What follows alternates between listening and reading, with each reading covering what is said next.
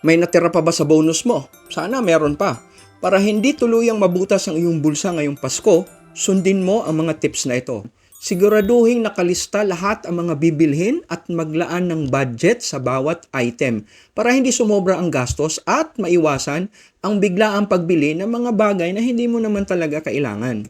Huwag magmaneho kung iinom at huwag uminom kung magmamaneho. Kung hindi naman remote control ang iyong kotse o motor, huwag mo nang dalhin. Isipin mo na lang ang gastos at sakit ng katawan kapag ikaw ay naaksidente. Huwag kumain ng sobra, lalo na ang pagkaing matataba, maaalat at matatamis. Base sa research, isang fatty meal lang, pwede ka nang ma-heart attack, isa lang. Paano pa kaya ang isang dosenang fatty meals? Kaya huwag kumain ng sobra na para bang huling Pasko mo na ito. Baka magkatotoo.